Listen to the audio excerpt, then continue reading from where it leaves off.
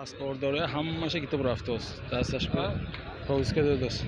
به ده‌ها مهاجر تاجیک که در انبار سبزوات صوفیای سنت پتربورگ کار می‌کردند برای جلب به ارتش روسیه دعوتنامه دادند. این گروه صاحب هم شهروندی تاجیکستان و هم شهروندی روسیه بودند. آنهایی که شهروندی روسیه را نداشتند به بازداشتگاه برده شدند. این یک نمود درآمده است آخر نداره. این سفیسکی بازار سنت پتربورگ سفیسکی بازار.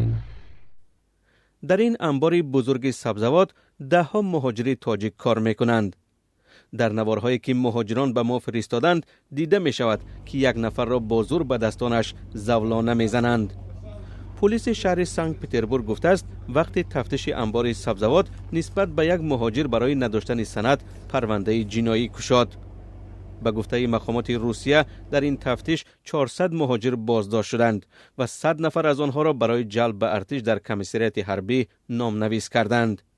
بیش از 50 نفر به گفته پلیس روسیه قاعده های بود و باش را در آن کشور ویران کردند.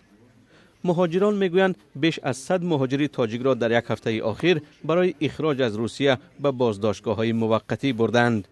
مقامات تاجیکستان میگویند که موضوع را پیگیری دارند و در دایره امکان به مهاجران مدد خواهند کرد.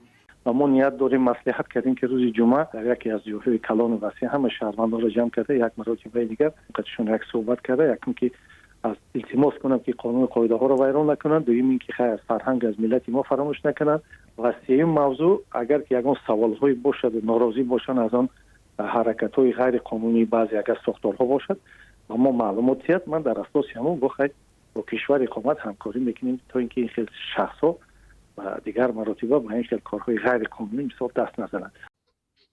بازداشت و اخراج مهاجران تاجیک در روسیه در چند ماه اخیر افزایش یافته است. مهاجران و فعالان این معرکه را قصدگیری و یک نوع فشار مقامات روسیه می‌دانند.